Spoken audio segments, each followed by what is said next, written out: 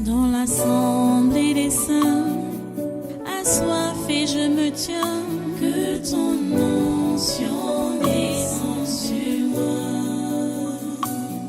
Conscient que mon destin est dans le creux de ta main, que ton onction descende sur moi. Je suis disposé, assoiffé, que ton onction descende sur moi. Je suis disposé, assoiffé,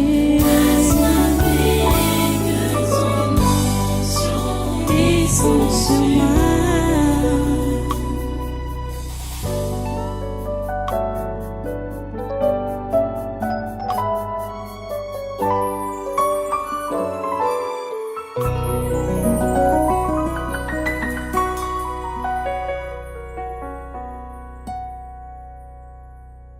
Alléluia. Reste un peu debout.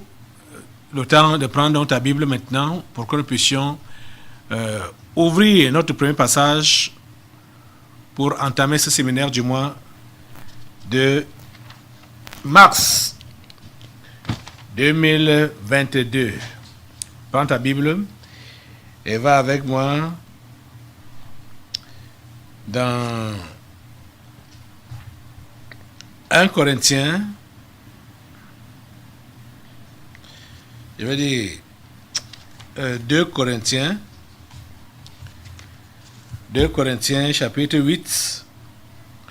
2 Corinthiens chapitre 8. Voilà avec moi. Bon.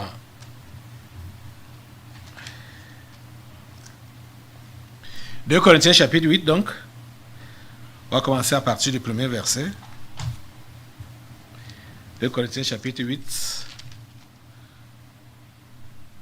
Vous êtes là? Ok. Nous lisons ceci.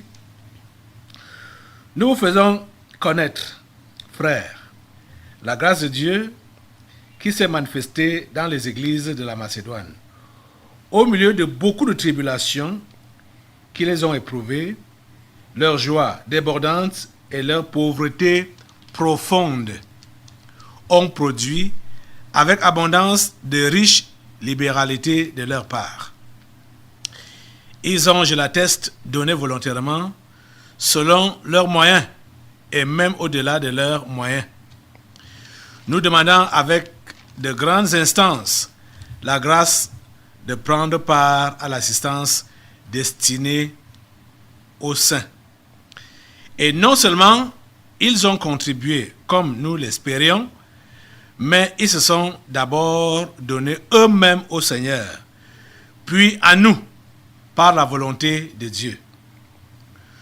Nous avons donc engagé Tite à achever chez vous cette œuvre de bienfaisance, comme il avait commencé. De même que vous excellez en toutes choses, en foi, en parole, en connaissance, en zèle, à tous égards, et dans votre amour pour nous, faites en sorte d'exceller aussi dans cette œuvre de bienfaisance. Je ne dis pas cela pour donner un ordre, mais pour éprouver par le zèle des autres la sincérité de votre charité. Car vous connaissez la grâce de notre Seigneur Jésus-Christ qui, pour vous, s'est fait pauvre, des riches qu'il était, afin que par sa pauvreté, vous fussiez enrichis. Prions le Seigneur. Dieu trois fois saint, nous bénissons ton nom en cet instant pour cette parole que tu nous donnes, pour ce programme et pour ce jour. S'il te plaît, bénis-la et bénis tous qui sont ici présents et tous qui sont sous l'influence de ce programme. Seigneur, bénis chacun et permets, ô Dieu trois fois saint, que ta programmation s'accomplisse dans ces précieuses vies. Nous sommes là, Seigneur, pour suivre tes instructions. Nous sommes là pour être guidés par toi. Nous sommes là pour, Seigneur, écouter ton conseil. Nous sommes là pour nous disposer à nous faire utiliser par toi Nous voici, Seigneur, accomplis ta volonté dans nos vies. Au nom puissant de Jésus, nous avons prié. Amen. Amen. Alléluia. Voilà, prenez place. Asseyez-vous dans cette présence. Et une fois de plus, soyez les bienvenus à ce programme, à ce congrès du surnaturel de ce 3 mars 2022. C'est le 3e séminaire de cette année. Ouais, ça va vite, hein? Ça va vite, vraiment très vite. Et vous êtes en train de constater que nous sommes en train de vouloir donc aborder la deuxième partie du sous-thème du mois passé, s'occuper des pauvres ou des malheureux, comme manifestation donc de l'amour. Comprenez, s'occuper des pauvres. Nous avons passé tout le mois en parlant de cela, des différents aspects. Le dernier aspect qu'on a sur lequel on parlait, c'était jusqu'à donc dimanche passé, on voyait les caractéristiques du pauvre, parce qu'on a essayé de définir le pauvre pendant le séminaire passé, et on a compris que si on n'est pas réellement pauvre, on ne peut pas prétendre avoir la vie éternelle ou être sauvé jusqu'au bout si on ne conserve pas l'esprit de pauvreté, la mentalité de pauvreté. Jésus a dit, heureux les pauvres en esprit, car le royaume des cieux est à eux. Donc je n'invente rien. Je n'invente rien. Notre thème général des séminaires, c'est la délivrance des esprits familiers et de la sorcellerie. Comme vous voulez être délivré des esprits familiers, vous voulez être délivré de la sorcellerie, vous devez comprendre les vrais contours pour recevoir cette délivrance et ne plus revenir là-dessus. Et faire effectivement donc ce pourquoi Dieu t'a délivré. C'est pourquoi Jésus-Christ t'a délivré. Donc déjà, comprendre ta nature, ta vraie nature. Si tu es l'un de ces pauvres en esprit, franchement parlant, tu comprendras que tu dépends de Dieu en tout, pour tout et partout. Tu ne peux rien sans lui. Et ceci sans tenir compte de ta classe sociale ou de tes avoirs. Sans tenir compte de cela, on a largement vu l'exemple de David, le roi David, qui se prend pour pauvre, et pas juste pour s'amuser, mais qui sait qu'il est pauvre en réalité. Et on a compris comment cet homme s'est abandonné à Dieu entièrement, n'a compté que sur lui entièrement, du début jusqu'à la fin de sa vie. C'est un modèle à imiter. C'est un modèle à imiter. Comprenez ça? Aujourd'hui, nous avons entamé ce séminaire avec ces écrits de Paul aux Corinthiens. 2 Corinthiens chapitre 8. Du verset, on a lu pour commencer du verset 1 jusqu'au verset 9. Le contexte dans lequel Paul écrit aux Corinthiens, c'était un contexte de contribution financière. Je préfère vous situer pour que vous compreniez. C'était un contexte de contribution financière. Et vous savez, quand on a parlé du pauvre depuis le séminaire du mois passé, on a vu l'exemple de cette pauvre veuve, quand il était question de savoir qu'est-ce qu'il faut donner aux pauvres. On a vu l'exemple de cette pauvre veuve. On a vu que cette veuve a donné 2 pièces seulement. Mais elle a donné plus que ce qui venait donner des liasses d'argent. Elle avait donné plus que eux tous. Pourquoi? Parce qu'elle avait donné de son nécessaire. Tout ce qu'elle avait pour vivre. Donc, quand aujourd'hui, on peut entamer avec la lecture, du moins avec la lecture de ce qui concerne les contributions, on est dans le contexte. Des contributions financières, on est dans le contexte.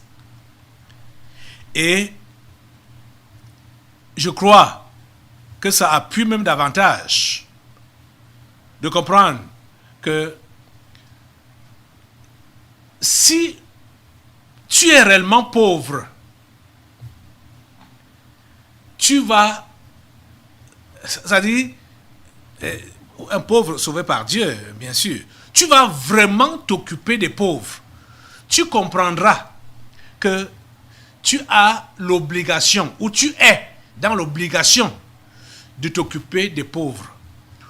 Compte non tenu de ta classe sociale, compte non tenu de tes avoirs financiers ou de ton dépourvu financier. Quand tu es le style de pauvre que Dieu recherche là, tu comprendras que tu es dans le devoir de t'occuper des autres pauvres. Donc de prendre soin des autres pauvres.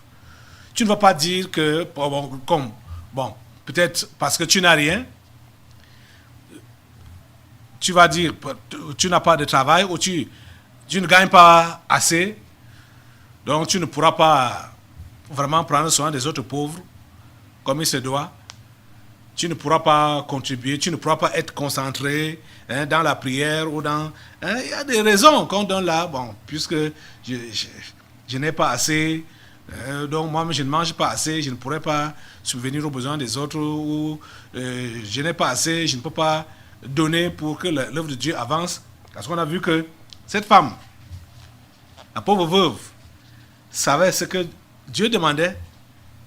Dieu demandait qu'on apporte des contributions dans l'église pour pouvoir faire avancer son œuvre. C'est de ça qu'il est question, c'est de ça qu'il était question, et c'est de ça qu'il est question jusqu'à présent. Et ici, dans le contexte de 2 Corinthiens 8, Paul dit bien au verset 4, nous demandons avec de grandes instances la grâce de prendre part à l'assistance destinée aux saints. Donc, ces contributions étaient destinées aux saints. C'était pour assister les saints. Dans les Actes des Apôtres, on les appelle les pauvres de Jérusalem. Je n'ai pas besoin de vous relater toute l'histoire, mais l'église de Jérusalem a connu des problèmes, financièrement parlant, matériellement parlant, à cause de la famine qui était surgie. La famine était intervenue. Et comme vous savez, au début de l'église, la plupart des chrétiens avaient vendu leurs propriétés pour attendre le retour du Seigneur. Mais on peut dire malheureusement ou heureusement, on peut dire malheureusement pour eux et heureusement pour nous. Parce que si le Seigneur était venu depuis ce temps-là, c'est que toi et moi, on ne sait pas ce qu'on appelle la chrétienté aujourd'hui. Parce qu'il y a une chose qu'on doit savoir. Les gens qui sont nés et qui ont traversé des épreuves et demeuré fidèles à Dieu sont différents de ceux qui ne sont jamais nés et qui n'ont pas su ce qui se passe sur la terre des hommes. Donc,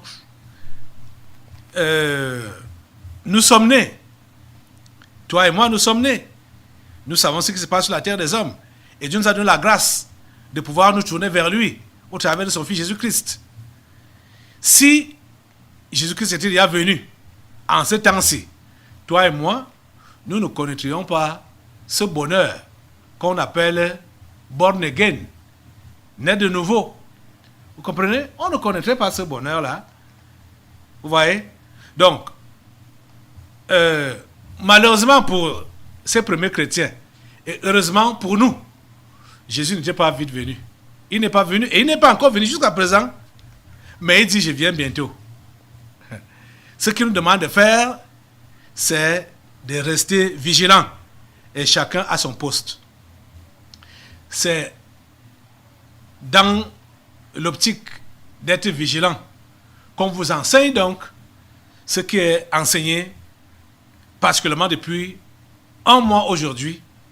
Il faut s'occuper des pauvres. Et surtout, il s'agit des pauvres en esprit, pas nécessairement des pauvres matériels ou des pauvres financiers. C'est vrai que tout ça là va ensemble. Tu ne peux pas t'occuper des pauvres du point de vue spirituel sans s'occuper d'eux du point de vue matériel. Donc, vous savez que la religion a vraiment dérangé, la religion catholique surtout, parce que vous allez voir les religieux, les satanistes catholiques, hein, ils ont des orphelinats, ils ont des dispensaires, des écoles, machin, ils ont des œuvres sociales pour voiler les yeux des humains, pour prétendre qu'ils s'occupent des pauvres, ils s'occupent des nécessités, des démunis, sans savoir qu'ils sont là en train d'envoûter les simples qui y vont, et ils sont en association avec les compliqués qui sont au milieu d'eux. Parce que les compliqués sont plus nombreux que les simples qui y vont. Et les simples qui y vont, ils sont envoûtés. Les compliqués, ils font le travail ensemble pour envoûter davantage les humains. Ok. Alors, vous voyez donc que le verset 4 nous révèle que les contributions qui devaient être faites au niveau de l'église des Corinthiens étaient pour assister les saints. L'assistance destinée aux saints. Donc, pour assister les chrétiens de Jérusalem qui connaissaient donc, qui traversaient des moments difficiles à cause de la famine qui avait frappé. Cette famine-là avait été prédite, annoncée par un prophète appelé Agabus. Dans les Actes des Apôtres, vous allez voir cela. Ok. Ce qui est intéressant dans ce que nous parlons, surtout dans ce texte qu'on a lu, je veux que nous repartions là au verset 1 et 2 de 2 Corinthiens 8. Paul dit, nous vous faisons connaître, frères, la grâce de Dieu qui s'est manifestée dans les églises de la Macédoine. Les églises de la Macédoine. La grâce de Dieu s'est manifestée au milieu d'elles. De quelle manière? Verset 2. Au milieu de beaucoup de tribulations qui les ont éprouvées, leur joie débordante et leur pauvreté profonde,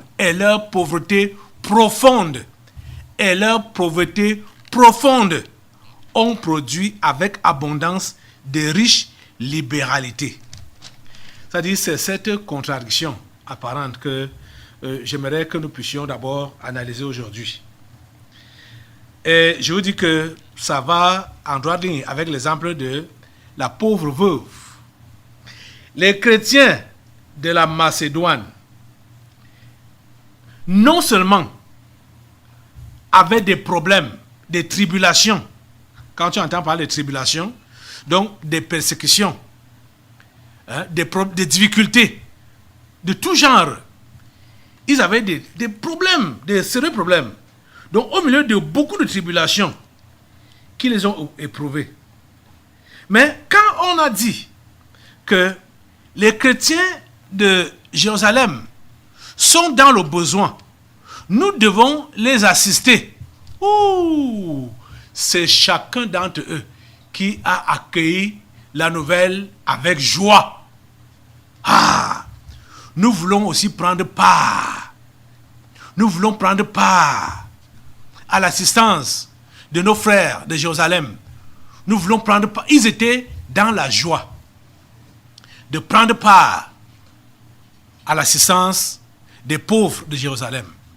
ils étaient dans la joie. Or, eux-mêmes connaissaient des tribulations. Eux-mêmes connaissaient des difficultés financières. Oh Seigneur, ta grâce et ta miséricorde. Dimanche, je suis obligé de parler de ça ici. On m'a fait le rapport de certains propos. Ça m'a profondément choqué et bouleversé. De certains propos de certaines personnes ici, là, dans leurs entrevues là-bas dehors. Il y a un qui se plaignait pour dire, voilà, vous autres, vous êtes arrivés après nous, ici au Tabernacle de la Liberté. Maintenant là, vous êtes bénis, vous êtes avancés, et nous sommes sur place. Nous que vous avez trouvés, nous sommes sur place. Et vous êtes avancés. Vous avancez. Ouais, ça m'a choqué. Ça m'a choqué. Et ça, c'est le langage de plusieurs. Hein? Le langage de plusieurs. Vous savez que j'ai chassé une fille ici qui n'a pas caché, qui ne cachait pas son mauvais cœur comme ça. Ça dit, cet enfant n'a jamais été content du bien-être des autres. Jamais. Elle n'a jamais été contente du bien-être des autres, de la bénédiction des autres. Ça la mettait mal à l'aise. Et elle ne faisait que répéter ça. Elle ne faisait que répéter ça. Et finalement, j'étais obligé de lui dire que bon, je ne sais pas ce que toi tu fais donc ici. Quand tu es dans cet état, regagne ton lieu normal. Donc le dehors, va là-bas. J'ai dit, tu dis que tu es chrétien. Et tu n'es pas content quand ton frère chrétien prospère, quand ton frère chrétien est béni, pour dire que toi tu es sur place. Vous voyez donc que ce n'est pas l'autre là, Norbertine, qui a utilisé le terme de sur place. Ils sont plusieurs comme ça. C'est là qui disait que ça fait 8 ans que je suis au tabernacle et je suis sur place, je n'ai pas évolué. Vous voyez? Donc elle n'est pas seule. Ils sont nombreux comme ça. Vous voyez? Vous pouvez donc savoir que si vous prétendez être chrétien et vous avez ce genre de cœur-là, je vous l'ai déjà dit plusieurs fois, vous allez demeurer dans cet état jusqu'à ce que vous allez mourir et partir en enfer. Parce que Dieu ne peut pas donner à quelqu'un qui a un mauvais cœur. Dieu ne peut pas donner à quelqu'un qui a un mauvais cœur. Et surtout, quelqu'un ayant un mauvais cœur qui vient ici et qui est instruit dans les voies de Dieu ici, qui sait ce qu'il doit faire, mais préfère alimenter son mauvais cœur. Et il est donc là à la maison, dans la maison de Dieu. Ses frères en Christ sont ses ennemis jurés. Parce qu'ils n'aiment pas leur bénédiction, ils n'aiment pas leur prospérité, ils n'aiment pas leur succès. C'est terrible. Vous voulez aller où avec ça? Vous voulez que l'église fonctionne comment? Avec ce style-là, ou ce genre de chrétiens-là, soi-disant. Écoutez, ceux de la Macédoine, on nous dit qu'ils étaient au milieu de beaucoup de tribulations qu'ils ont éprouvées. Leur joie débordante et leur pauvreté profonde. Ils étaient profondément pauvres. Profondément pauvres. Matériellement parlant. Mais vous savez, ils ne pouvaient pas avoir la joie débordante et la promptitude à donner leur bien matériel s'ils n'étaient pas pauvres spirituellement parlant.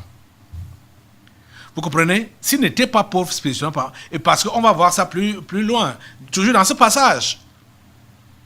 Comment ils ont manifesté leur pauvreté spirituelle. C'est ça qui les animait. Pour qu'ils soient même esprit avec les autres pauvres de Jérusalem. Et qu'ils soient débordaient de joie en donnant alors qu'eux-mêmes avaient à peine pour vivre. Mais ils ont préféré donner à ceux qui souffraient. Ceux qui souffraient, je peux dire ceux qui souffraient comme eux. Ils ont préféré se priver de ce qui pouvait les soulager eux-mêmes pour aider les autres. N'oubliez pas le fait que le pauvre doit se sacrifier pour les autres pauvres. S'occuper des pauvres. Je vous assure que dès que vous avez cet esprit-là, l'esprit de pauvre, qui s'occupe des autres pauvres, je ne vois pas par où le grand-père ou la grand-mère, l'oncle, la tante, ou bien ton aïeux, ou bien les pères fondateurs, je ne vois pas par où ils vont passer pour vous atteindre. Je ne vois pas. Ils ne peuvent pas. Même s'ils utilisent n'importe qui. Parce que pour un vrai pauvre en esprit là, la seule personne qui compte, je vais dire, l'unique personne qui compte, c'est Dieu. C'est de Dieu qui reçoit le conseil pour tout. C'est de Dieu qui reçoit les directives pour tout. Donc, l'unique personne qui compte, c'est Dieu. Donc, il n'y a personne à côté qui pourra venir lui suggérer quoi que ce soit pour qu'il puisse tomber. Parce que quand vous entendez les gens, les suggestions qu'on peut avoir à gauche et à droite, ces gens-là sont envoyés par les esprits familiers, donc par les grands-pères, les grands-mères, les pères fondateurs, qui les utilisent comme, ils appellent encore ça comment là, comme les liaisons, voilà, comme les liaisons. Ils utilisent X ou Y comme liaison pour t'atteindre et te ramener en arrière, ou bien te faire rattraper par tes esprits familiers. Mais quand tu n'as que Dieu, unique personne, en qui tu te confies, sur qui tu comptes, qui a autorité sur toi en tout et pour tout, partout, personne ne peut t'atteindre. Je dis personne ne peut t'atteindre. J'aimerais que vous compreniez cela une fois pour toutes. Et je vous prends toujours l'exemple sur moi-même. Parce que jusqu'à présent, je ne comprends pas comment Dieu m'a donné la grâce de vite comprendre ces choses. Que quand tu as cru en Jésus, tu as réellement coupé le pont avec toute autre relation. Tu ne dois écouter que Dieu et lui seul. Je vous dis la pure vérité. Je vous ai déjà raconté ça ici à l'église. Que quand je me suis converti, et comme je connaissais ma famille, mes grands frères, j'étais encore sur les bancs. J'étais sur mes gardes pour que personne ne soit utilisé parmi ces gens-là pour me ramener en arrière. J'étais sur mes gardes. Une des scènes, c'était lors d'une rentrée. Là, la rentrée, pas la rentrée qui suivait la... Je me suis converti pendant les grandes vacances. Donc, il fallait aller prendre l'argent de scolarité au village. En allant là-bas, je me suis préparé à l'avance. Dans l'assemblée des saints, assoiffé je me tiens, que ton onction descende sur moi. Conscient que mon destin est dans le creux de ta main, que ton onction descende sur moi. Je suis